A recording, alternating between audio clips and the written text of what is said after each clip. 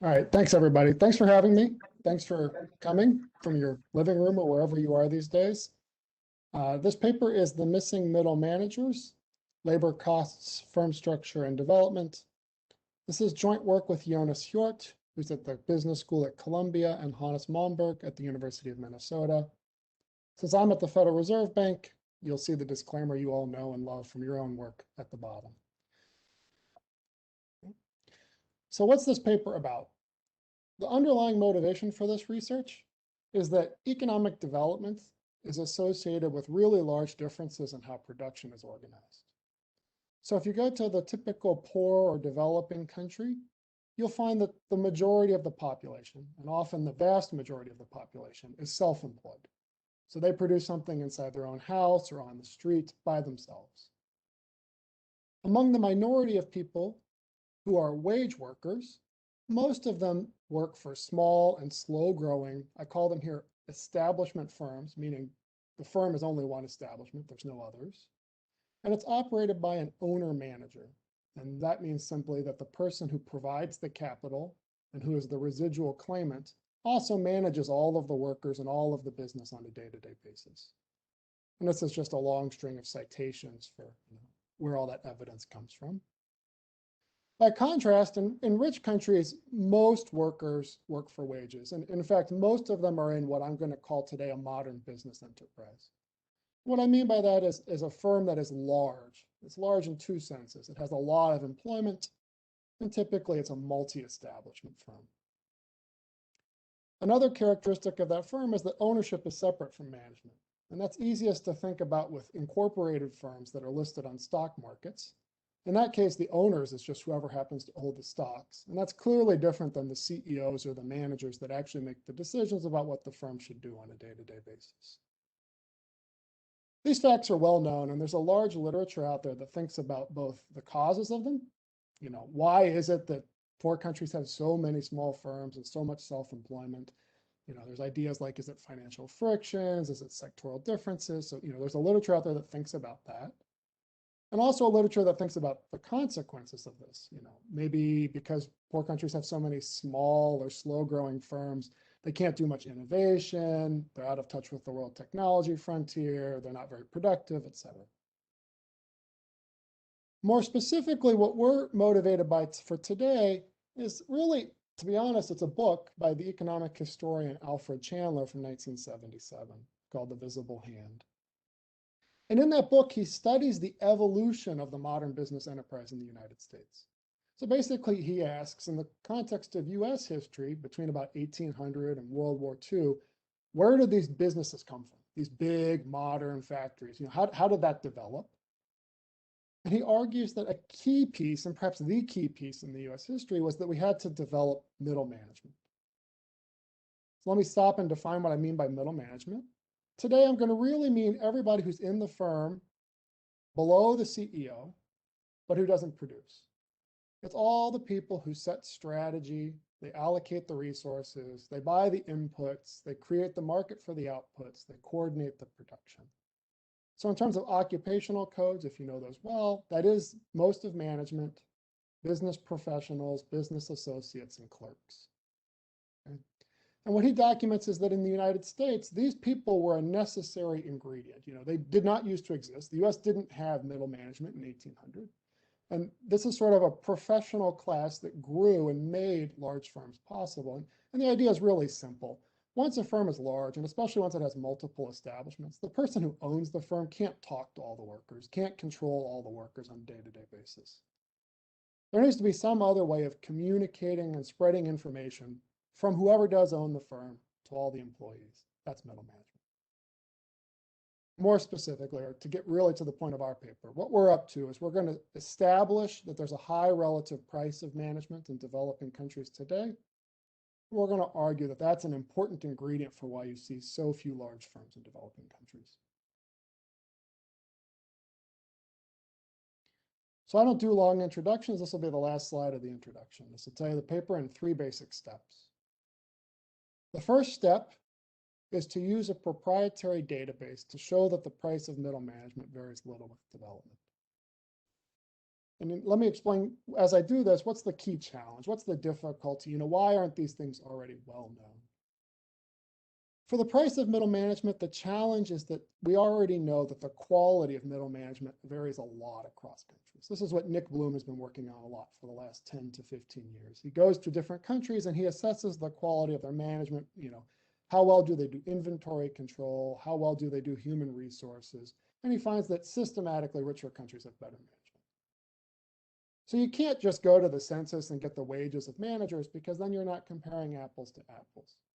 And so I'm going to have to tell you that we have a unique database that allows us to compare the quality adjusted price of management across countries.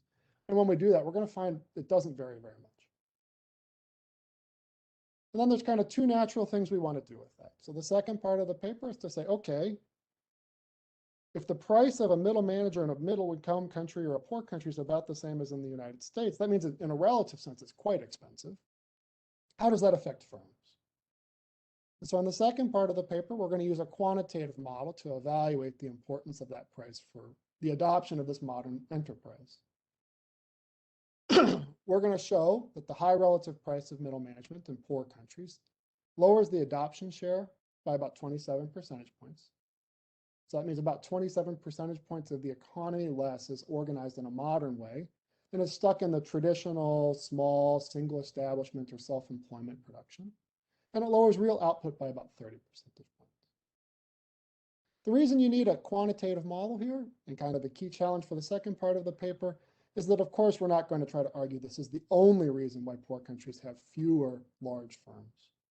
Okay, there's many other possible factors. There's sectoral composition. So for instance, developing countries do way more agriculture than rich countries. And we might think that agriculture is just a sector where you don't have a lot of large and modern firms.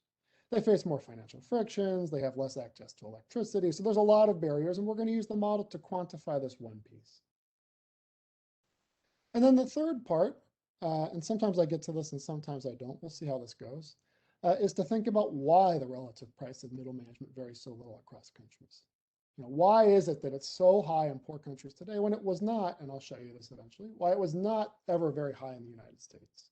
And so we'll talk a little bit about the developing global market for talent and the role that plays in relative prices around the world. That's the paper in a nutshell. Anybody want to ask any questions before I get into the meat? Hi, Todd. This is Federico from the Central Bank. Just a brief question. When you're doing the experiment in the model, what's you're shifting the price exogenously, or you're shifting another primitive that moves the price? So sort of what's the ideal experiment that you're thinking there? Because potentially, the price is endogenous, so a bunch of different factors that could driving it. Yeah. So we're going to basically give ourselves a couple of free parameters to move the labor supply curve. And we're going to shift the labor supply curve around. Then I'm going to come back at the end of the talk. Let me go back to so here, I'm just going to shift the relative labor supply. And I'm going to, in doing that, move the relative price of middle management so that it's the same in poor and rich countries and ask what happens. I'm shifting the relative supply to make sure that it's a well-defined GE experiment rather than a goofy partial equilibrium experiment. When I come back to item 3, we're going to ask, okay, but why would the relative supply shift? That's kind of the way I want you to think about this is, why would more people be willing to work as middle managers? What's the barrier they face today? Got it. Thanks. Thank you.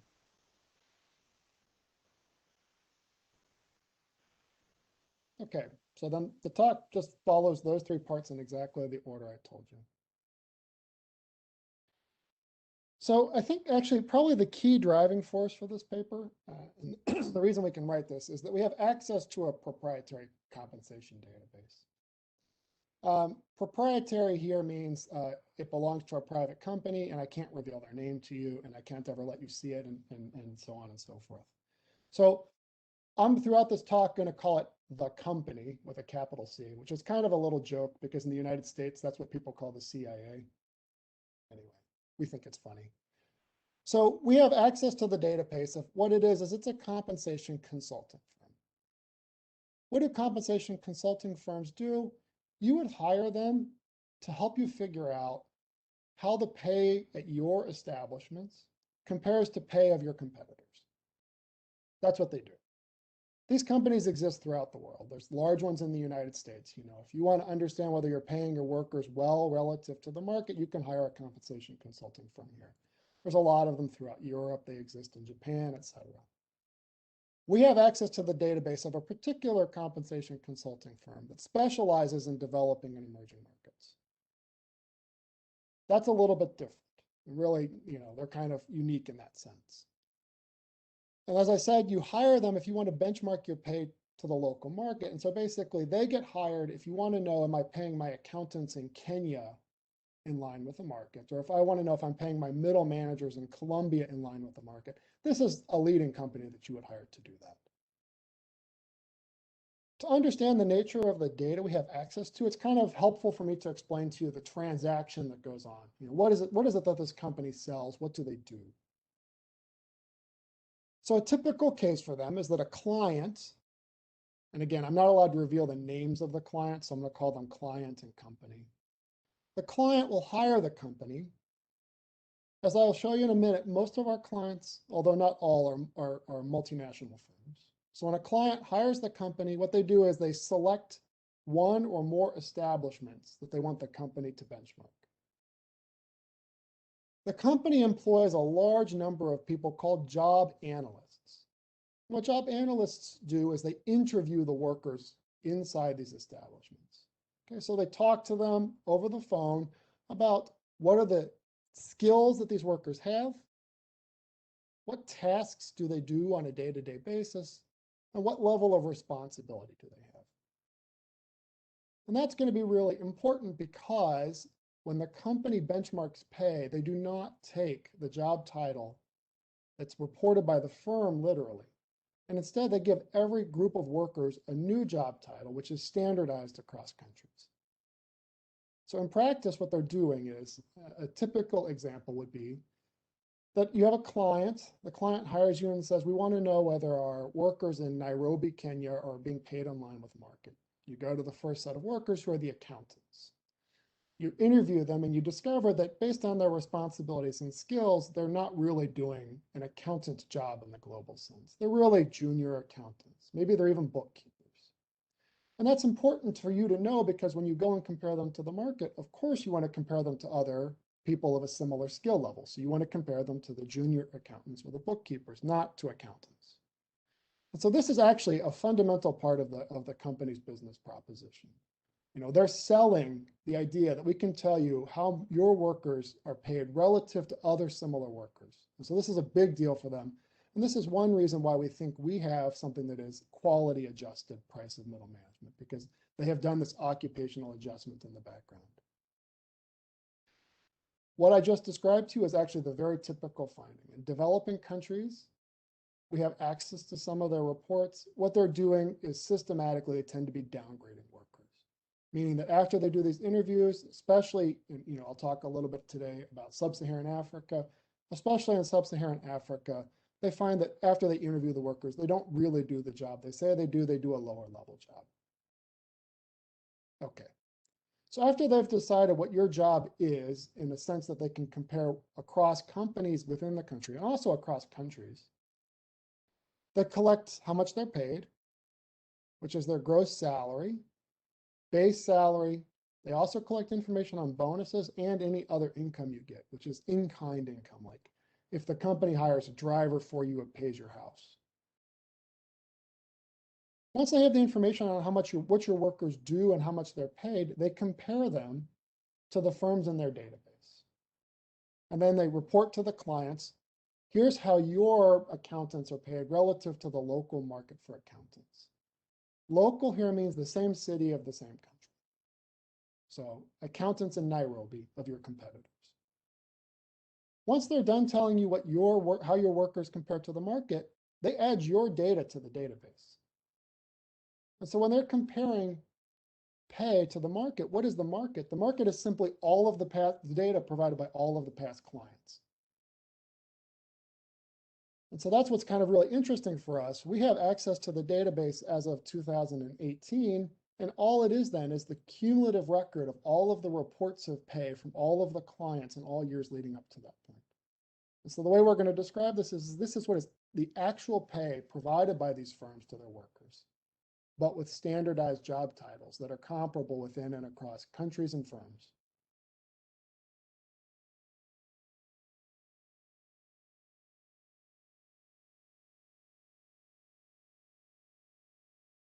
That's most of what's in the database. We also, because this is proprietary data, actually have the exact firm name. So Toyota's not in the data, but if they were, we would just have Toyota just written there. That's nice because then we can attach that firm name to other characteristics of the firm to learn a little bit more about them. So for example, we figure out if every firm, whether they're a for-profit or not-for-profit, and everything I show you today will be for-profit firms. The results actually don't vary that much for not-for-profits, but it's always, I never like to use not-for-profits because you don't really, if they don't have a profit motive, you don't really know what they're doing. We can also know their industry, and we know where their headquarters is located. So that'll help us figure out whether it is a multinational firm or not. By linking them up in this way, we can figure out who these firms are. A typical firm in our database is a large, actually, basically all of our firms are going to be large and modern firms. Many, maybe even most of them, are multinational firms. The most common headquarters location for the multinationals in our database is North America, although we do have some African and European multinational firms. These firms are big. All right, so again, I can't tell you the names, so how do I make clear that we have really big and important firms? We connect the North American firms in our database, or in the company's database, to CompuStat North America. When we do that, we find that we cover 1/3 of all of CompuStat North America's revenue and almost half of the R&D. So these are large leading firms that do a lot of R&D, and we're looking at their foreign establishments throughout the world. That's basically what we have data on. As I said before, an establishment here is a local headquarters in the capital city employing middle managers. So let me go through each of those pieces in turn. The market here is always defined as a city country, but we only have one city per country, and it's almost always the capital. So all of the data comes from Nairobi in Kenya. All of the data comes from Sao Paulo in Brazil, etc. Local headquarters here. So we know that many of these companies have production units, but they do not hire the company to benchmark pay for their production units. All of the establishments that we have are the local headquarters, meaning that they do the coordination, they do the sales, they do the marketing, but they don't actually have production. And we know that because there are basically no production workers in our database. Intuitively, we think the reason that that's the case is that you don't really need to hire a big, expensive firm to tell you what production workers make or whether you pay your production workers the right amount. It's much harder to know how much to pay your accountants in Kenya because there are really very few of them. And so that's why you're hiring this big consulting firm to figure out whether your pay for accountants is in line with trends. The resulting database, even after we look only at for-profit firms, is really large. We have 170,000 observations covering 310,000 workers. The difference between these two numbers is simply that the way this works is that you report the average pay for all accountants in a location and how many accountants there are. So this is, we might have 2 accountants, that's the number of workers, only 1 observation on their pay, which is the average of the 2. An observation in the database is a country, year, firm, job. We have 146 countries around the world. The database in total spans 11 years. There's a little more than 1,200 firms and about 230 different jobs. Since we have a lot of multinational firms and a lot of leading firms, let me say real quickly, we have no expatriates. These are all local workers. That's important to know because, of course, I'm going to talk about how well paid these workers are in developing countries. We know that expatriates are well paid, but these are the local workers. And throughout, I'm going to take everything I talk about. It's going to be on total gross compensation adjusted to 2017 international dollars. All right. Any questions about the database and what's in it? Todd, I have some questions. Bernabe from the Central Bank. So there's an effort to make the jobs comparable, but I'm wondering first about the firms. since you have multinationals, you have the best of the best in developing countries, in Africa, you mentioned Brazil, Sao Paulo. So these are the best of the best, no? Mhm. And I'm wondering how representative that is of all the potential middle managers or middle managers in that country. So I have a friend in Nestlé that works for Nestlé, and I think he gets paid more than middle managers in other firms, no? And another thing that perhaps could be informative is the salary of these middle managers relative to average salaries of that country, to see how much higher than average wages are for people with similar education, perhaps, or things like that. Thank you. Yes, I agree completely. I will also, there's a button on one of these slides I can click to show you what does a middle manager at an average firm in a developing country make? And they get paid much less. That's absolutely true. And the way we think about that is that that's related to quality, that these guys are doing sort of a very different job than a middle manager in a 20-person firm. They have to be able to communicate with the headquarters locations. They have to be typically multilingual, highly skilled. They're just doing a very different job. Now, there's an interesting question, which I think you're kind of hinting at, which is, on the margin, what do developing countries need more of? Right. And I think this is clearly, the price of these middle managers is clearly an obstacle for multinational firms who are looking to expand abroad. If you tell them, you want an accountant that's good enough to work for you, it's going to cost $100,000 in Nigeria, that's going to scare them off. Okay. But remind me when I get to it, there is a button somewhere that says representative data, and I'll show you what it looks like. It's quite different. So these guys right. definitely get paid a premium. Thanks. Hey, Todd. Sorry. Mario Gonzalez here from Central Bank, Chile. Oh, sorry, Carlos. I have a question that probably you're gonna, but I don't want to forget it. So probably you're gonna go over it later, because since you're having, from my understanding, is one company that gives some sort of guidance to these multinational firms in different countries. And you get to the conclusion that more or less the same, every middle manager is paid or have this relative same price across them. Could that be also due to the fact that the same firm is using the world data to assess those payments? Maybe you're not gonna do it now because we're talking about the data set, but I just don't wanna forget it. So I need to find a way to make this precise, but the consulting firm we have data for, their market share is simply not big enough. What I mean by that is that they are the biggest player in terms of, if you're a firm in a developing country and you want to benchmark pay, this is the most natural company to go to. But that does not mean that they benchmark pay for a large share of firms in developing countries, not even a large share of multinational firms. There's a separate thing, which I'm going to come to later, which I think is absolutely true, which is that a lot of what's going on here is that the market for these workers is global. And that absolutely influences some of what we're going to, and as we start to get to the results, I'm going to show you some numbers where I think you can see very clearly that what's going on here is that the market for these workers is a global market at this point.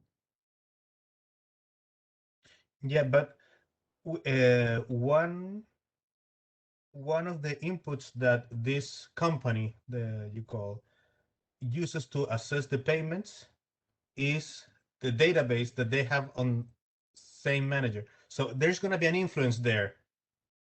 Probably it's going to it also is going to look at the wages of other middle management in the countries, but as you said, there are not that many, so maybe it's a little bit.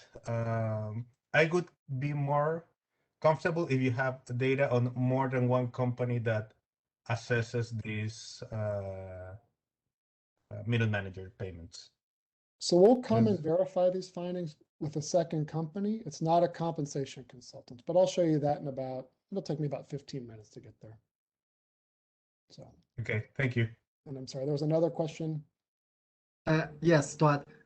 So my doubt is whether the industries and these companies are mostly tradables, because you mentioned Toyota, someone mentioned Nestle, but I was thinking, well, there are also these large electrical companies, and I don't know, some Chinese companies, some French energy companies invest all over the world, and then maybe I'd guess even I don't know, middle managers in the tax administration or something like that could be relevant for the development of these countries.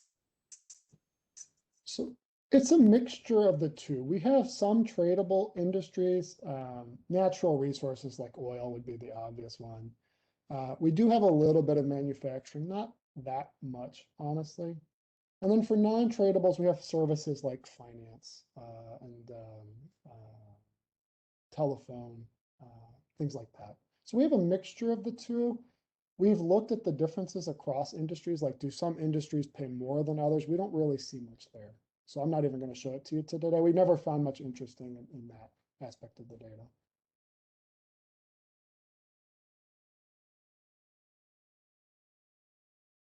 So let me show you some summary statistics just to highlight a couple of key features of the database that I want you to know. So in panel A, I have how the data are distributed across countries. So like I said, there's 146 countries. Let's aggregate to the country level. What I want you to get out of this mostly is that we have some very poor countries. It's really hard to figure out what workers get paid in countries that have GDP per capita, or GDP per worker, actually, this is GDP per worker, of $5,000. We have quite a few countries down at that level.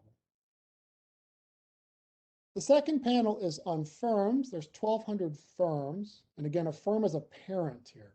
So a firm can have multiple establishments.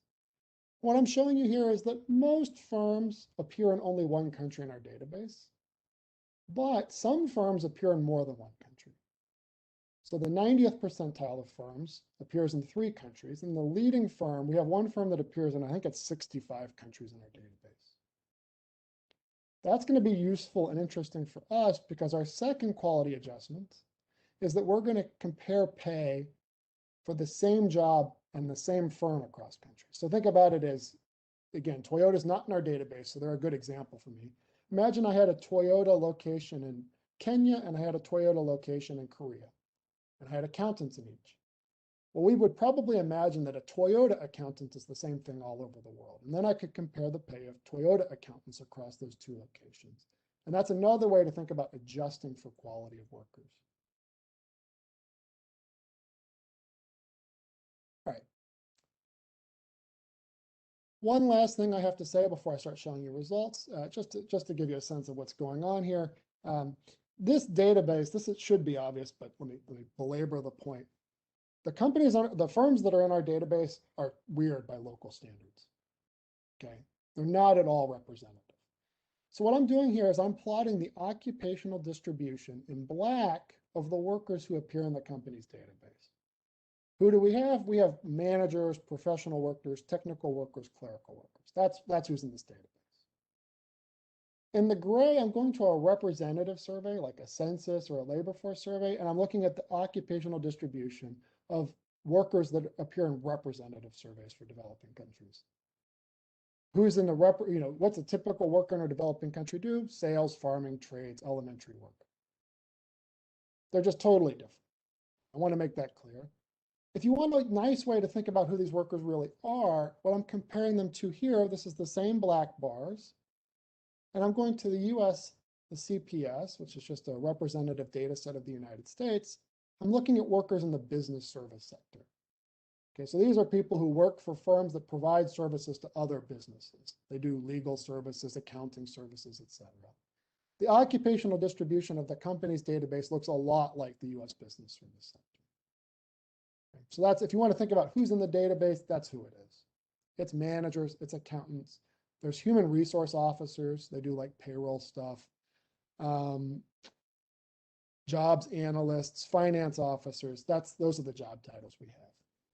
Okay. All right, so let's start seeing, before I show results, any other questions about what appears there? Yes, this is Ernesto from the bank. It's very notorious the difference from technicians. Could you comment on that? Sorry, can you say that? I didn't quite catch it. It's very notorious the difference in technicians. Could you comment on that? Yes, okay. So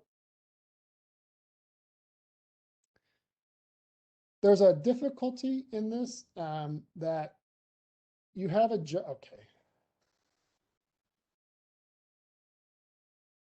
I'm trying to think of an easy way to say this. It's not very interesting is the truth. The problem is that in the company's database, you have accountant, junior accountant, and bookkeeper. In the ISCO classification that I looked at, there's only business professional and business associate. And I have to take every job in the company's database and put it in one of those. And so I got more professionals and fewer technicians, but I could have easily done it the other way, depending on how I divided the skill groups up. Basically, what this is really telling you is that there's only managers, business professionals, business associates, and clerks in both. So bottom line, between the dark gray line and the kind of purple lines, the classifications are not homogeneous, are not the same. No. So it's hard to compare sometimes. Exactly. Very hard. I mean, in some sense, that's what I like about the company's database, is that they did this already for you. If the company doesn't do it for you, I have to do it myself. And I've done this many times for many papers, and it's awful. It's truly awful to try to harmonize occupational codes across countries. Will has done it with me on one of our papers, and he'll know what I'm talking about. So, so the categories are not the same between the company and the US business service. What is that are we learning from this slide? Could you repeat? Sure. I matched the company to the US business service codes as closely as I could to give you a sense that they're broadly similar occupations, that the US business service and the company are both mostly managers, business professionals, business associates, and clerks. No farmers, no trades workers, no operators. I thought it would be a useful reference point. I could also, maybe what I should do in the future is just show you a long list of occupations. That will give you the same information. Okay, thanks.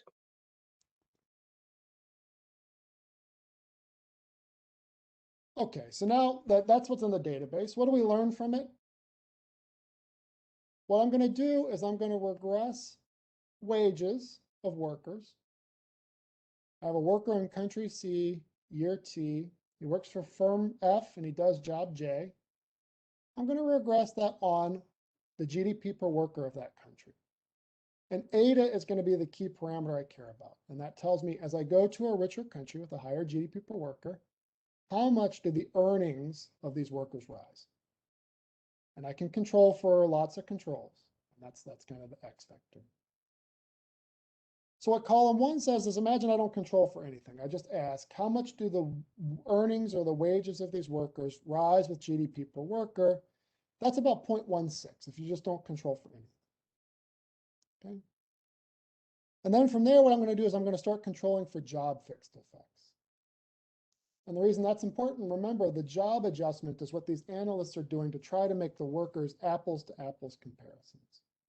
When I do that, I find that the compensation elasticity is only 0.08.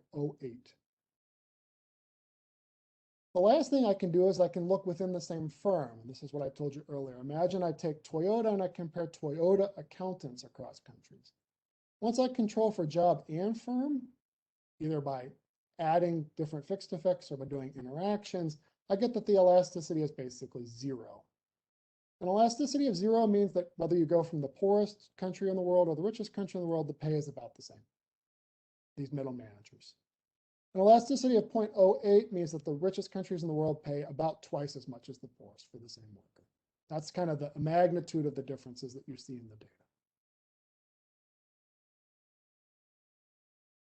Might be easier if I just show you. This is a picture.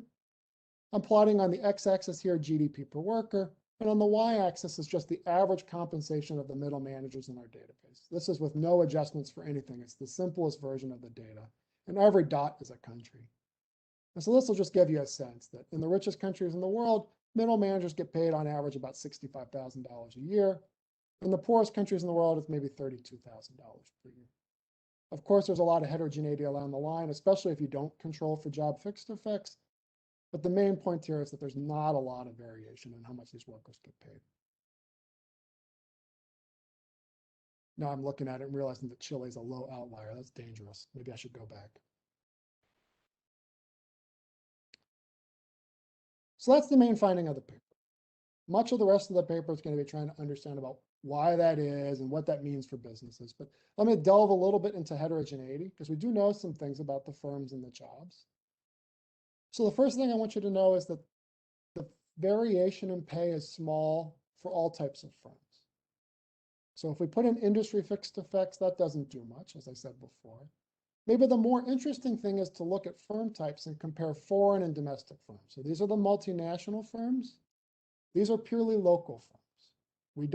We have many more multinationals than we do local firms, but we have some of each.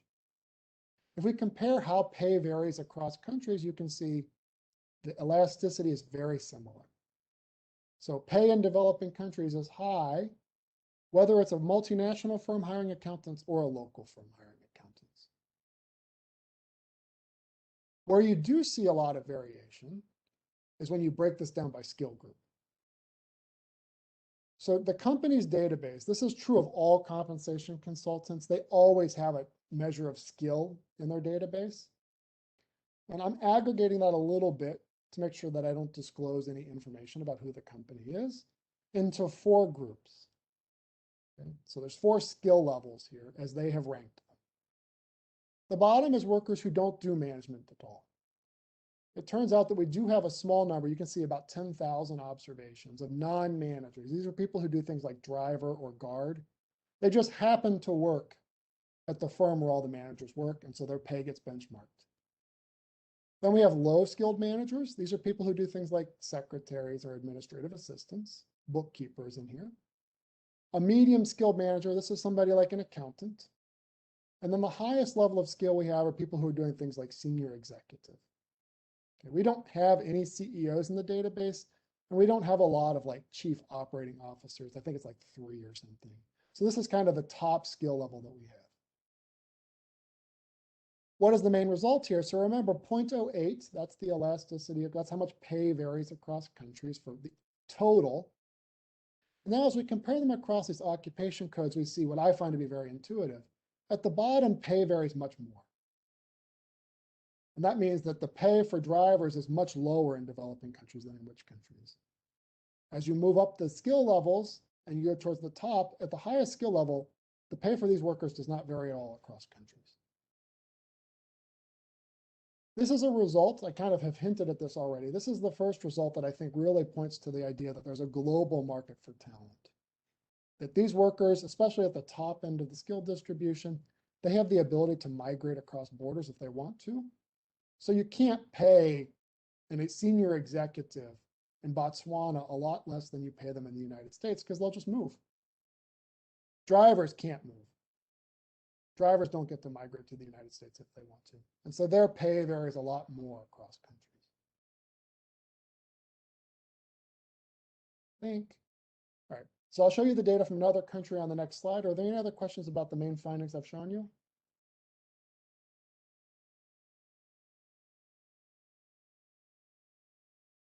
Okay, good. So let's look at another country, company. And I have the same concern. I'm sorry, I didn't write down the name of who asked me this, but I have the same concern, which is just, if it's only one company, how do you know there's not something funny going on in this market? Really, that's what you're worried about, right? Is that they're doing something weird. They're looking at a weird part of the market. And so we have the same concern. And so we're going to go and get data from a second data source, which is a recruitment consultancy. Recruitment consultancy is the other side of the market. So the way you want to think about this is a compensation consultant is who you hire if you have an accountant, but you want to make sure you pay them enough that they stay.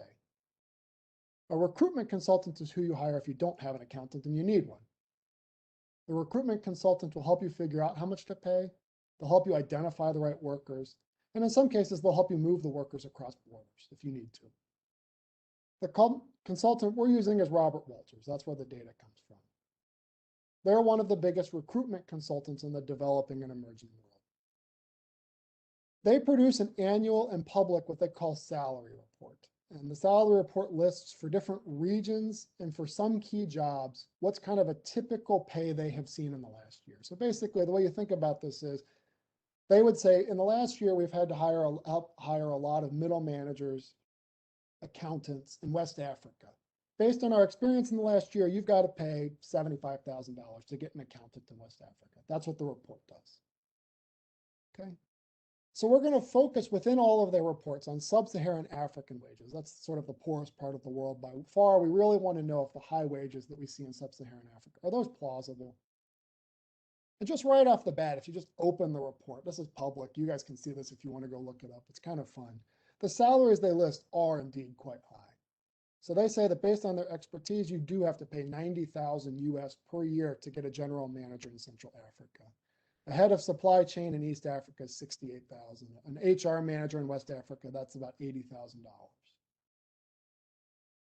All told, if we take all of their reports, we match those workers into the company's database as closely as we can, we find that the company's earnings are very similar to Robert Walters. They're actually even slightly lower on average. They pay about, the company says that their workers are getting paid about 22% less than what Robert Walters reports. But they're very similar numbers. I think the main reason the company's data is a little lower is that there are no expatriates in the company's database. Robert Walters does hire expatriates if they need to. They will move workers across borders if that's the only way to get the talent they need. The big picture I want you to see from this, though, is that these really high numbers, even in the very poorest countries of the world, we see them in multiple data sources. And so indeed, it seems like the price for these highly skilled middle managers is quite high. And then somebody asked me, what happens if I look at representative data? Oh, I should have put the picture in. I'm sorry. This will be a little harder to follow. Let me explain what I've done here. So I ran this regression with the company's database, and I told you I'm regressing wages for these highly skilled middle managers on GDP per worker. And I get a really low elasticity. It's like 0.16, 0.08. Pay doesn't vary much across countries. What if I go and do the exact same thing using like census data? Use middle managers in the censuses. You get a lot more pay variation. Okay, that elasticity is like 0.6 if I do it for every country I can get my hands on. So what that tells me is that middle managers and censuses, their pay varies a lot more. This is exactly in line with again, I'm sorry, I should be writing names down as I go. That's in line with the conjecture that was put forward at the beginning. And we think about that as a quality difference. Okay. In rich countries, census, the middle managers you see in the US Census is a lot like the middle managers in the company's database for the US. When you go to poor countries, we're really looking at the best of the best in the company's database. Those are the most highly skilled workers, and they get paid a big premium.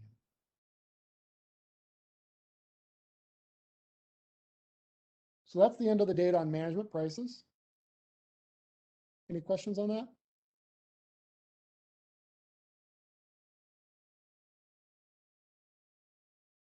All right, so let's quantify that. Why does that matter? That's kind of the next two parts of the talk are going to be, why does it matter? And why do these pay differences exist? That's kind of what we're left with. So why does it matter? We're going to write down a simple model of appropriate technology adoption. So for those of you who have not seen these models before, the way they work is, or the underlying idea, especially behind the original generation of these models, was that in rich countries, you're developing new technologies. The technologies that you develop are skill biased because you have a lot of skill, but you're a skill abundant country, you have a lot of skilled workers. And so when you're developing new technologies, they use skill intensively. And then in poor countries where you don't have so many skilled workers, it's really hard to use those technologies. That was kind of the original generation of these models. We're going to do a very similar thing, except we're going to say not skilled versus unskilled. We're going to talk about the decision to adopt a modern business enterprise. Rich countries are constantly developing new technologies that are really built around the modern business enterprise because we have lots of middle managers and the price is low. And then the model is going to be, if you're a firm in a poor country and you see these technologies, will you actually use them? Can you use them? Or is the price of middle management so high that you find it unprofitable? Just to give you a preview, in the model, the key trade-off is between economies of scale. Right? So if you adopt the modern business enterprise, you get economies of scale. You double your workers, you get more than twice the output. But there's going to be a cost of coordination, because you're going to become either a large firm or a multi-establishment firm. Your owner's not going to be able to talk to all the workers anymore. You're going to have to hire middle managers. And so expensive management is going to increase the cost of coordination.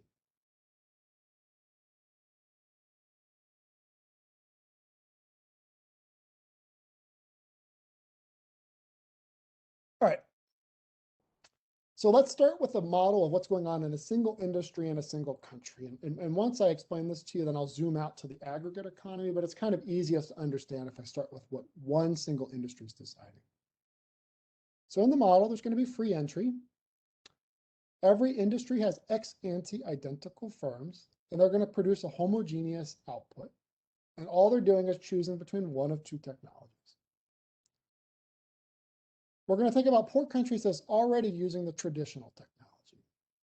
Why is it traditional? Well, output is produced in a linear way using labor. Okay? Except that there's a cap on how many workers you can hire. And the way we think about this is you could think of this cap as being 1. That's self-employment. I can hire myself. I just can't manage anybody else. I can't do that. Or you could think about this as being a number like 20. Right? I can start a small firm, and I can hire up to 20 workers, and I can still keep track of all of them and run them. But once we get to 50, that's hopeless. Okay, that's the traditional technology. We all need to be in the same place. I need to be able to supervise everyone myself. Or I can switch to the modern technology. I produce the same output. I have a different productivity, Z. So the Z, the productivities vary. But more importantly, the modern technology offers me increasing returns to scale.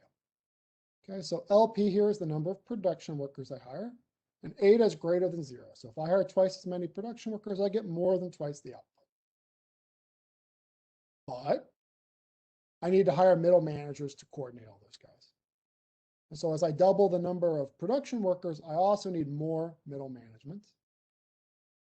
Gamma here needs to be greater than eta for this problem to be well-defined. So that's the restriction for the problem to even be convex and for profits to be well-defined. Basically, that tells you that at some point, hiring more workers, the overhead costs of managing them are too high.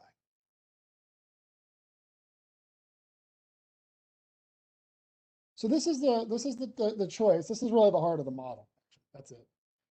You choose between these two things, and you choose the one that maximizes profits. So really, the way you solve this model, it's kind of fun. You know, this is stuff I had forgotten. It's an intermediate micro model. Like you have to go back to your intermediate microeconomics. You choose the technology that minimizes average cost. For the traditional technology, it's linear, so that's pretty easy. The average cost is just constant at the wage divided by productivity because it's linear in labor.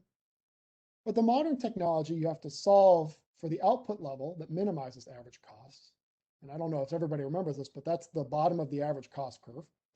You have to find the bottom of the average cost curve. You plug that output level Y star in, and you find that this is the average cost curve in the modern sector. Okay? It depends on the wage of production workers and the wage of managers. And you'll notice it happens to follow a Cobb-Douglas form, which looks really convenient, where alpha just depends on the trade-off of the convexity to the cost of coordination. Based on the assumptions we made, it has to be between 0 and 1. And then the only thing I've added here that was not on the last slide is we're also going to allow for the possibility that modern firms face the tax tau. And really, for those of you who do, especially development, this tax is really just a distortion. It's a wedge. And it stands for all the other factors that might affect your decision about whether or not to be a modern firm. So that could be like corruption, lack of electricity, financial frictions. We know there are many other things that make it more expensive to run a modern firm in some countries than others. That's tau.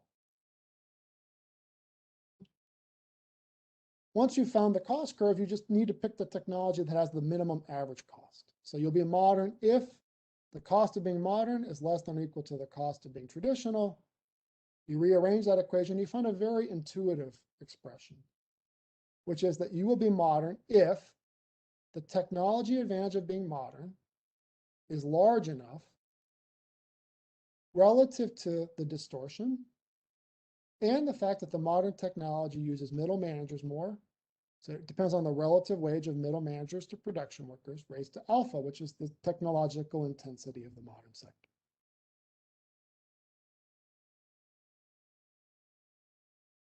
So that's kind of the heart of it. I'm going to step back and explain how that works in an aggregate economy, but are there any questions about the key trade-off before I do that?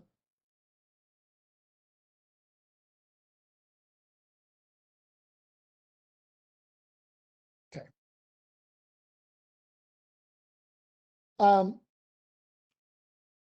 Yeah, let's just move on. So at the aggregate, we're going to assume there's a continuum of these different industries. They have different relative productivities. So Z, the productivity if you're organized in the traditional way, and the productivity if you're organized in the modern way, those are draws, and they're going to be draws from a Fréchet distribution. You probably saw that coming. With scale parameters ZT and ZM, and the Fréchet dispersion parameter theta. So the way I want you to think about this is that there are some industries, like flour milling, that are really, really great and really productive if you organize them in the modern way. The traditional way of milling flour is, quite frankly, extremely unproductive. And even in developing countries today, even in the poorest countries, it's always done in the modern way, you know, with a big factory and the big wheel that grinds the flour down. Nobody tries to do it by hand anymore. But there are some other industries where it's much tougher to organize them in a modern way. In the United States today, nobody tries to run a multi-establishment plumbing firm. You don't see plumbing firms that have plumbing factories that have 500 plumbers that go to different houses. So that's still traditional, even in the United States. We're going to think about that as being due to different productivities. If you make this Fréchet assumption, you get a beautiful expression for now it's the aggregate share in the entire economy of industries that are organized in the modern way. And that depends on how good the modern technology is relative to the traditional, on the wages of managers relative to production workers, and on this distortion tau. And then in the background, there's a final goods producer who has a CS technology who aggregates the output of these different industries. And then we need to close the model. We need a household. The government here is not very interesting, but we do need a household. And the household essentially for us is going to be a budget constraint and a labor supply. So the budget constraint of the household says that they're going to buy consumption with the wages they get from the two sectors. We're also going to have them be rebated all distortions in the economy. So the distortion on the modern sector, there's also potentially a distortion on their wage if they work as middle managers. All of that gets distorted to the household as T. Rebated to the household as T. And then the other thing we're going to put in for the household, rather than try to write out the full labor supply problem, we're just going to say that there's a relative labor supply function that we're not going to specify. So how many people work as production workers relative to managers? Depends on the relative wages. It depends on zeta here. Think about that as like the tax, right? That's like saying, if I go to work in that sector, maybe I literally have to pay higher taxes.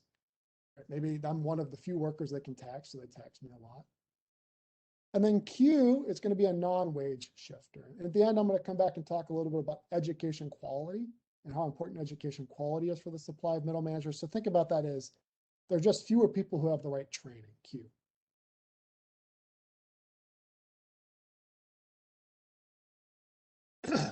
May I ask you questions about that? Yeah, please. This is Ernesto again from the bank.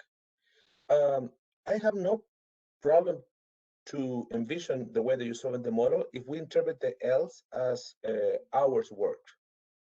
But if we interpret it as an extensor margin, I am not exactly sure, first, from the demand, whether how far we're going to be if we assume that number of workers are going to be an indivisible number, and especially about the supply. So for instance, something from a macroeconomist point of view, something I think I'm missing is some measurement of the wealth effect, because later you're going to relate this to the level of development of countries. So once we like to see how consumption is going to affect the willing of some workers to work. And I'm not exactly sure how that's going to relate to the fact that you look at an extensive margin instead of an intensive margin. It is actually, the way I have written it, not exactly even clear whether this is an intensive or an extensive margin. Let me be a little more, the thing that's a little strange about this model and about the counterfactual we're about to do, and Federico, I think, was already hinting at this at the beginning and caught it. This is a paper, so in most models and in most calibration exercises, we know really well the quantities of different types of labor, and we shift the relative quantities. This paper is exactly the opposite. What I know really well is the relative wages or the relative prices. Okay. I'm not actually, because the company's database is not exhaustive, it doesn't cover all of the leading firms in every country. I actually don't know really well how many top managers there are in Kenya. I just know the price really well. So what we're going to do is we're going to imagine that the labor supply shifts until the relative wage is equated across countries. And I'm not going to be able to even tell you how much that is, let alone whether it's an intensive or an extensive margin shift. That's, I think, what's a little unusual about this, is that a different way to say it is we're really working with the dual, which I actually never learned in grad school. I don't think they teach it much anymore. But we're really working on the price side more than we are on the quantity side, because our data is much more on the price side. Does that make sense? And I feel it too. I feel that it's a little strange. We tried translating this all into quantities and shifting them, and I just, at the end of the day, felt like we were making too much of it up. You know, there was a lot of stuff that was not very well informed by the data. Whereas if we stick to prices, the prices are the thing we feel is really well informed by the data.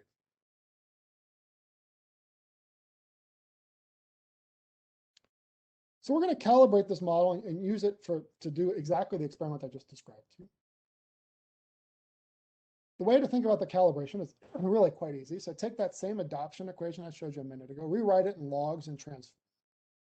Then the log of the modern sector share, that's what I'm getting on the left-hand side. How many modern firms are there? Depends on the relative productivity of modern to traditional, multiplied by theta. Depends on the relative wages of managers to production workers. And it depends on the adoption wedge. Super intuitive. Modern technologies get better, I get more modern firms. If the wages of managers go up, I get fewer because I need managers to run modern firms. If there's more adoption wedges, more distortions, I'm going to get fewer modern firms. And what we want to do, and I described this a moment ago, what we really want to do in this is we want to shift these wages around and ask, how many more firms could I get in poor countries if they face the same relative price as rich countries? And that's going to be our way of thinking about how important of a barrier is it that we have these high relative wages in poor countries. That depends on theta and alpha. So those are the two parameters I need to get. Those are the two central parameters that are really going to pin down the quantitative exercise. Alpha is easy. And the reason alpha is easy is that basically this is a Cobb-Douglas cost function. Alpha is the weight on middle managers. So I can get that just from the compensation share of middle management. Just like you get the capital share of income gives you alpha and an aggregate Cobb-Douglas production function. Theta is the trick. It's the dispersion of productivities, and it basically governs if productivity rises a little bit, how much more modern enterprises will I want? That's the hard one to pin down. More specifically, the way I want you to think about this is notice the real challenge we have here is distinguishing theta from tau. So here's the way I want you to see this. We have around the world pretty good data on WM over WP. I'll tell you in a moment, we also know pretty well how large the modern sector is in different countries. One of two things could be true. If theta is really large, then this wage variation we observe would be enough to explain all of the reason why poor countries don't have big firms, and we would be done. On the other hand, if theta is really small, this is not going to do much. In that case, what we would do is we would have to infer that there's a large unobserved adoption wedge in poor countries. And remember, that's just in our model, the way to say that there are other factors like financial frictions or barriers to technology adoption that keep large firms out of poor countries. How do we disentangle that? Our strategy is going to be to calibrate theta so that we're consistent with the expansion of modern enterprise and middle management in the United States from 1900 to 1950. The real key main reason to do that is twofold. One is that we have really excellent data. From about 1880 onward, the US is just really well documented. The other reason we're going to do that is that the United States was relatively undistorted at that time. So there were not really big barriers to adopting large firms like we might be worried about in some developing countries today. Okay. So this is just to give you an idea of how rapid the expansion of middle management and modern enterprise was in the United States. So we're going to measure the growth of modern enterprise through the growth of the middle management share, the employment share. And the reason is that it's very easy to observe who's a middle manager and who's not. It's a little more tricky to define which firms are modern, especially because different industries and different firms actually change over time. So if you look at even like a firm like General Electric was not initially that modern, was not that big and that multi-establishment. If we look at middle managers, we get a very clear picture. They were about 5% of employment the first time we can measure it in 1850. It was growing, but very slowly till about 1880, 1890. And then it just grows very quickly until 1980. And they go from being about 5-6% of the workforce to about a third of the workforce in the United States. And so that's kind of the era when large firms, modern firms, take over. And what we're going to do is we're going to say that we think, and the history sort of points to this, this is really what Chandler's book about, is that that was really driven by trend growth in the productivity of the modern sector. Underlying this, it's that people figured out how to expand modern technologies to more and more industries. And so we're going to measure ZM over ZT, and we're going to use that. We have two ways we can measure the productivity of the modern, relative productivity growth in the modern sector. The preferred way, which I'm just going to focus on for today, is within manufacturing. There are some industries in manufacturing that are modern. That's like food, chemicals, petroleum. There are some that are traditional. That's textiles, apparel, furniture. You know, even in the United States as late as 1980, most of that's not produced in the modern way. We're going to look at the relative productivity growth of those two sectors.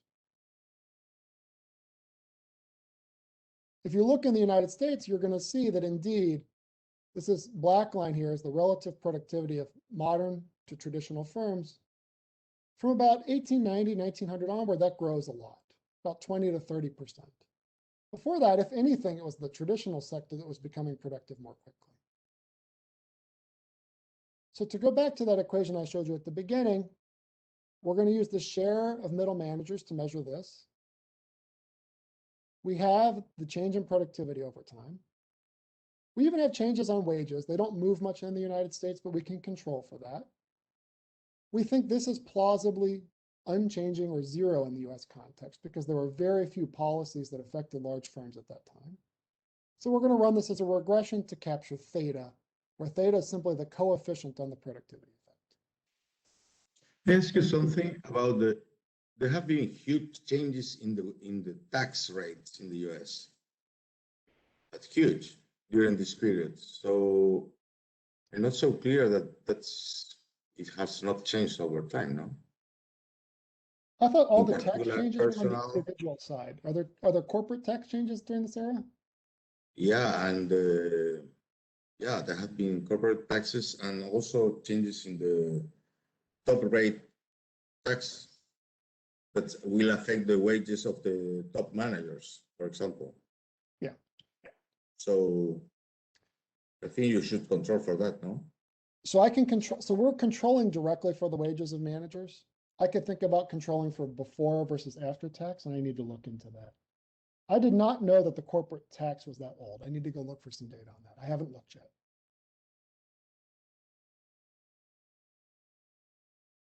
Thank you. Sorry, I need to wait. There's something about a little confused about the model and your first part of the empirics. Hmm? My understanding of the first part was that in some sense that LM, the manager, was a global market, not a local market. And in your model is a local market. So there's a local price. The reason the local price is basically the same everywhere is that the managers move so much. I could rewrite, yeah, I see what you're saying. So that's a little confused about that. So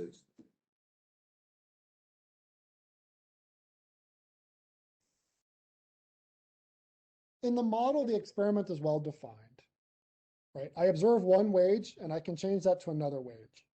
The question, and I think the tricky thing here, is what policy would actually implement that? If I really think it's a global market, then are we talking about things like closing borders? I think that's where the policy would have to be, right? Because otherwise it doesn't make sense to think about changing the wage of just one country. That's what you're kind of pointing at. Let me come back and talk about that a little bit at the end. Because we have a few different ideas about what's going on in this market. The global thing definitely plays one piece, but it's not the only one. And so I kind of want to try to put it all together in a well, we'll see if I have time. Maybe not. Okay, so that gives me a theta of about 2.5. And that's the theta we're going to use to calibrate the model. We do a bunch of sensitivity analysis later on. It's not that different. I mean, if we have a theta of 10, we're going to get pretty different results, but reasonable changes don't much change our answers. Most of the rest of the calibration is pretty straightforward. The only thing I want to highlight about the rest of the calibration is that we also find a large distortion to modern enterprises in poor countries. So middle management, even in our calibrated model, is not the only thing that matters. And so in fact, we're finding a tau of 0.94. That's like 156% input tax to being modern in poor countries, which is equivalent to about a 60% profit tax if you do it that way. So we're finding huge other barriers. Then the experiment we're going to do is we're basically just going to change wages. And in general equilibrium, as I said at the beginning, the way we're going to do that is we're going to shift the relative supply enough so that the relative wages change so that they're the same across all countries. And that's what's plotted here is the middle management share we would get and the revenue share of the modern sector we would get as we change relative wages. In our benchmark calibration, we're finding they're about a factor of 5 to 5.5 in the poorest countries and about 1.5 in the poorest. So I'm sorry, other way around. The relative wage of managers is really high in poor countries, low in rich countries. And so as we move these poor countries lower, middle manager wages lower, as we move it towards the rich countries, we get a higher employment share. The green line is our benchmark. So you can see it goes from an employment share of about 1% to an employment share of about 10 to 15% in poor countries. That's what would happen if we change theta. So, a reasonable guess is somewhere between 8 and 16%. And on the right-hand side is how much larger would the modern sector get as measured by its revenue share. And we find that that goes from, I think it's about 18 to about 40%. Should have written the number on the slide.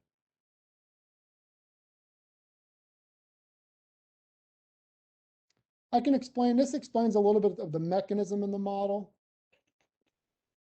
I think I'd rather tell you a little bit about why management prices are so high. A few of you have already asked me questions about this. I don't know that we have a definitive answer, but it's super interesting. So let me pause and ask if there are any questions about the calibration exercise. Otherwise, I want to tell you a little bit about what we know about why management prices are so high.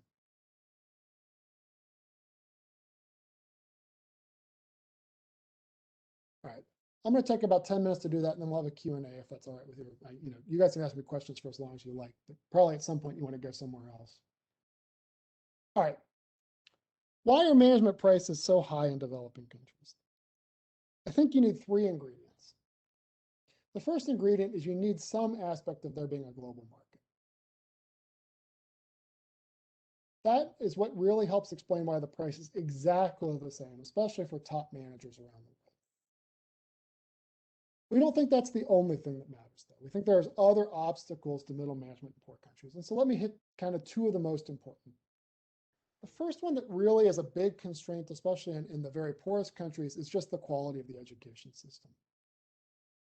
Developing countries, I think we all know that the education quality there is low, but the more you dig in, the worse it is. So in really poor countries, they have a very, very low share of literate workers. Okay, so let me give you a few facts to help you see what I mean by this. In the very poorest countries, especially Sub-Saharan Africa, less than half of the workers have ever been to secondary school. So that would be, in the US, we call that high school. I don't know the right word in Chile, but less than half ever even started it. Then on top of that, we have these test programs like PISA that test countries around the world. Sub-Saharan African countries don't participate that often, but when they do, their test scores are very, very low. The average student in Sub-Saharan Africa who takes the PISA exam scores at reading level 1B. That's a reading level of 300. It's a score of 300 if you guys have ever seen PISA before. What does that mean though, right? It's like kind of an abstract idea. So the manual for PISA says that tasks at that reading level require the reader to locate a single piece of information in a prominent position in a short, simple text. Basically, they ask you to read a paragraph and find a piece of information in one of the 5 sentences. People in developing countries who are in high school and take this test struggle with that. And our claim, basically, is that if you can't do that, you probably can't be a middle manager, a high-quality middle manager in a modern firm.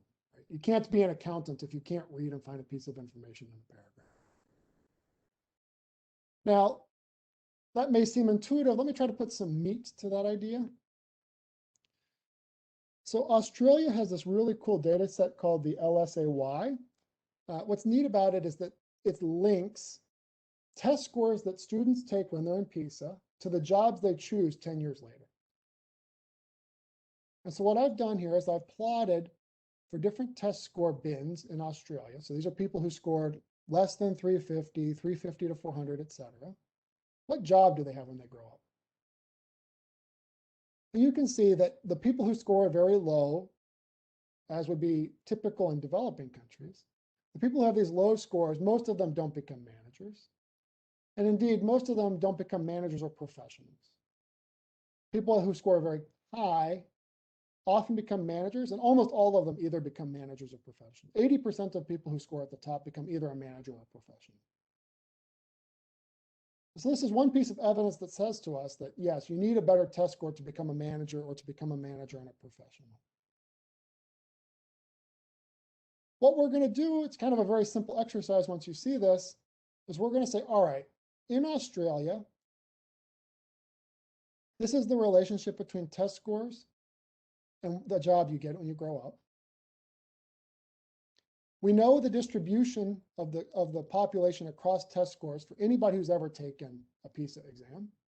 Let's just multiply the two and figure out how many middle managers we would expect a country to have based on this data. And that's what's plotted here. On the x-axis is GDP per worker, and on the y-axis is what share of the population could become a middle manager based on the information I know from their test scores and the relationship between test scores and occupational choice in Australia. And you can see that in rich countries, about a third of the population looks like it could become a manager. In the poor countries, there's a lot of them where it's 2, 3, 4, 5% of the population. It looks like they can read well enough to become a middle manager.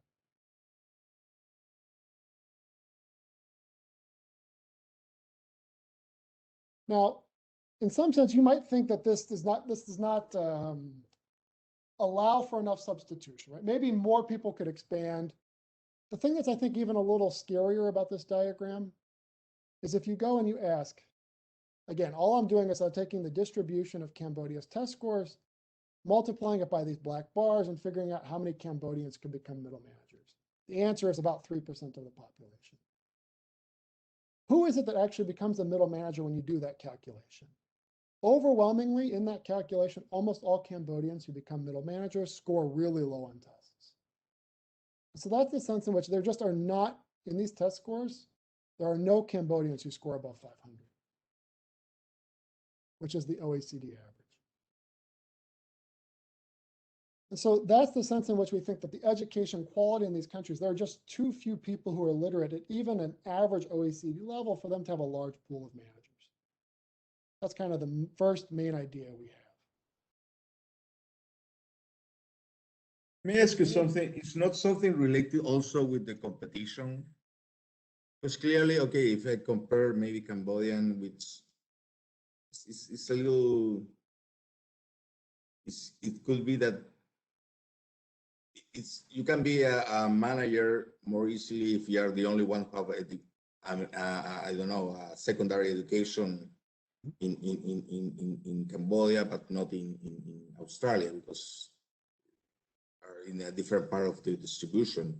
But not much related with education, but more about other skills that could be related. So it's hard to, in some sense, it's a long jump now to move from the Australian data to the Cambodia, because there is this competition effect that will affect quite a lot. I think, I don't know. Question. Yeah, I know what you're saying. Maybe what I should really do is just plot the raw distribution of Cambodian test scores. And the reason that might help is that basically 0% of Cambodia scores above 500. And so if you want somebody who reads pretty well to become a middle manager in Cambodia, there is almost no one. And so I don't think about, well, maybe that is what you were calling the competition effect, right? If you were the one guy who scores above 500, good for you. You're gonna have a lot of job opportunities. But that might also explain why your price is really high. That's how it all kind of ties together in my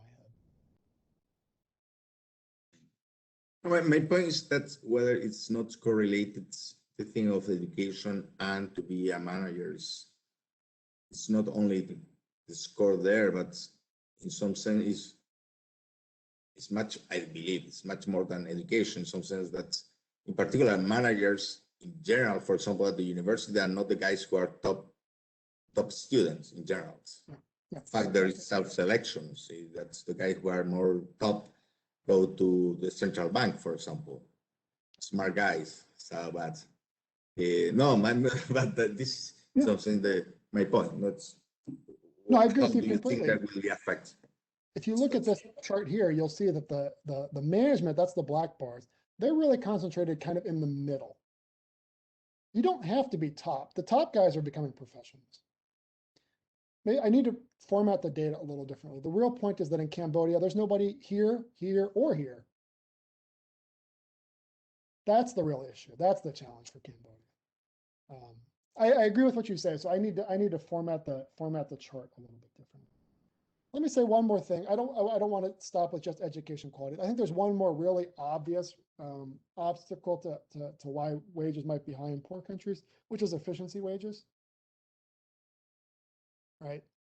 You're a middle manager for a multinational firm. So imagine you're the accountant. You're reading all of the books and you know all the financial information. The rule of law in these countries is not very good. The courts don't work well. How much do you need to pay that guy to make sure he doesn't run off with any of the money? Or the middle manager, they know all the strategic information, they know what your company is going to be doing. How much do you need to pay that middle manager to make sure that they don't go work for your competitors with that information? I think it's really natural to imagine you might have to pay a pretty high premium. And so we also think, efficiency wages would be another theory. And I'm happy to hear any other ideas you have. I don't want to claim to be definitive. I just want to point out that I think there's many reasons to think about why these wages might be so high. It's a global market.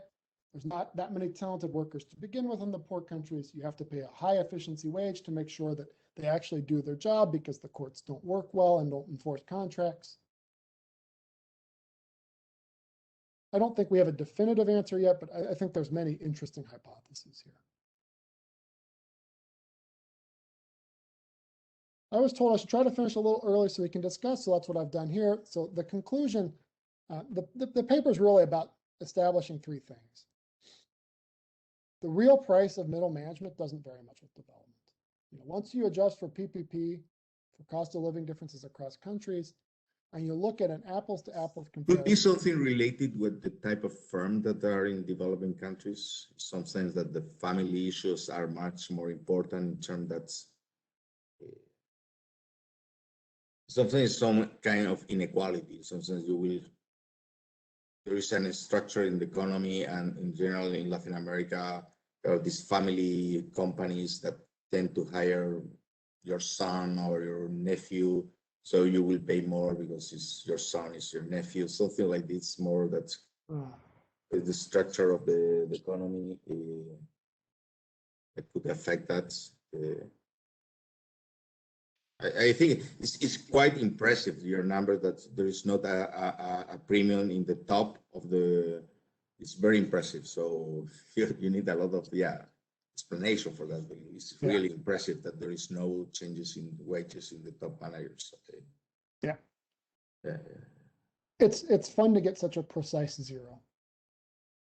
I'll have to look into it. Obviously our database unfortunately doesn't tell us if it's the son of the CEO who's working there. But I think that's true. Nick Bloom usually thinks about this the other way around, which is that the reason why you see so many sons who are managing firms is a combination of there's not many good workers otherwise, and there's a big efficiency wage problem. Right? If you're really worried about moral hazard and you're thinking, should I hire internally or externally? You can hire your son and you hope you have some control over the kid. Or you can hire the external guy and pay them 4 times as much to make sure that they never run off with the business information. So he usually thinks about it the other way around. The reason you're hiring your son is because there's so many other problems with the markets in developing countries. But I'm not saying he's right, but that's kind of the story people tell in this literature. Todd, this is Ernesto again. One silly question. This data that you have is the data that the company collects before giving its recommendations, right? Yes. Although otherwise it's mechanical that for top managers, wages are going to be equalized. I should check. We might have repeat observations. We may have a Toyota in 2018 and 19. And then we can see what they did. I've never checked, but yes, it's before. But as you said, they could be hiring this company more than once. Yeah. So probably they already equalized the wages because of the recommendation of the company once 5 years ago, let's say. Mm-hmm. And now they want to review that, and you have information for the last review, not for the first time that they did it. Yeah. No, I need to check. I need to check if anybody ever appears twice. More generally, I need to read up on this. You might worry, and I think somebody asked me about this earlier, that the company is important enough that it becomes a market maker. Right? I mean, if this company were really like the key firm for accountants market in Kenya, then of course they're going to be right about the price, because what they tell everybody is what everybody uses, and it becomes like a very circular thing. I don't think they're that big in any of these markets, but I need to dig in a little bit more.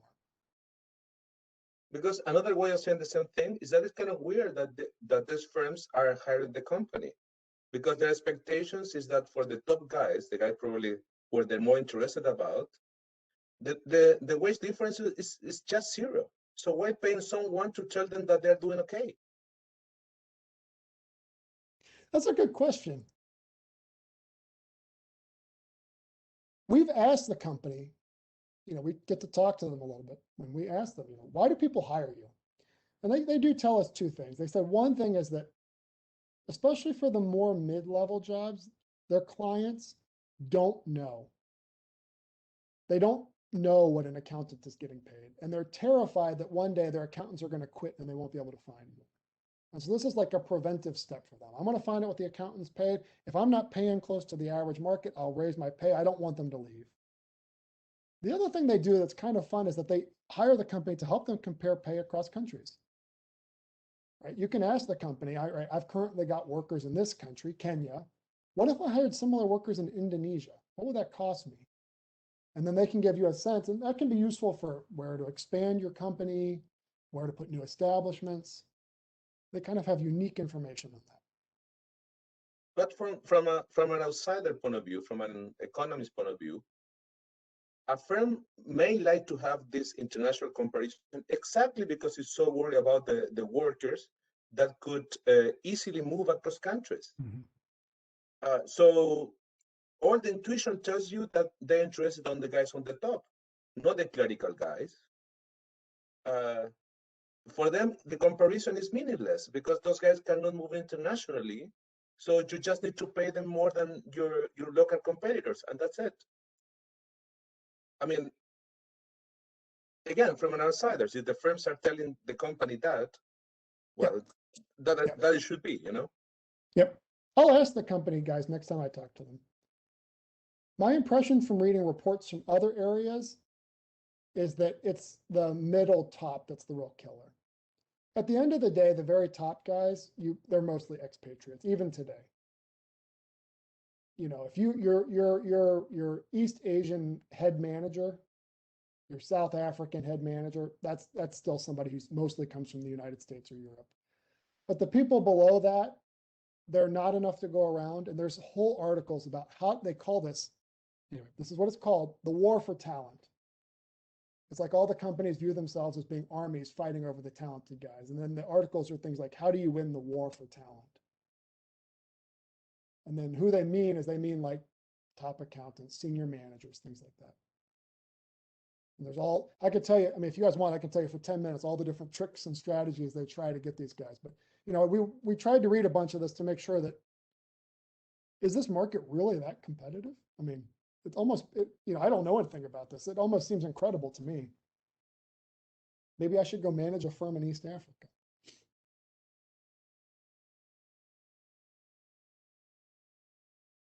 Todd, I'm just curious.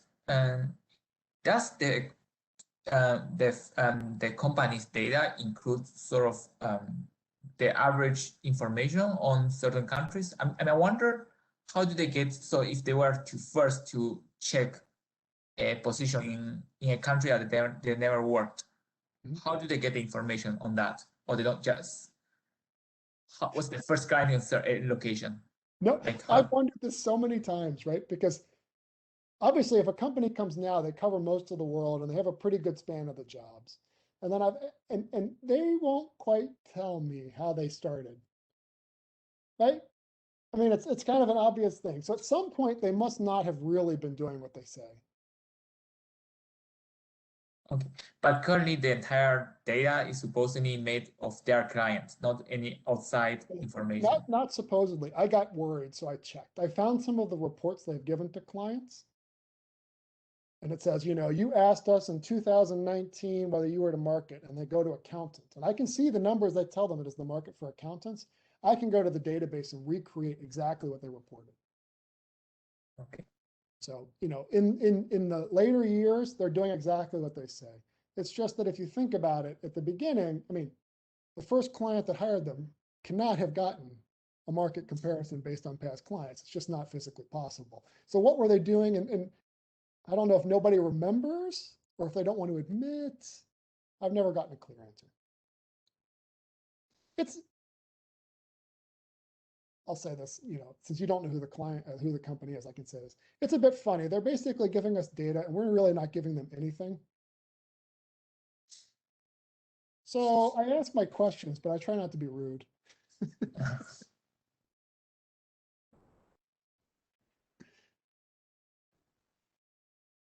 Okay, since it's past 1, I mean, we are open for questions if there's any.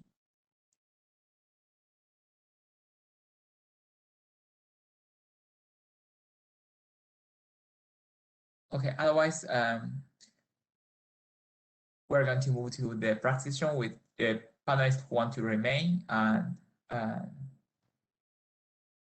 we thank you all for participating in our webinars. Thank you, everybody. Thanks for coming. Thanks for all the questions.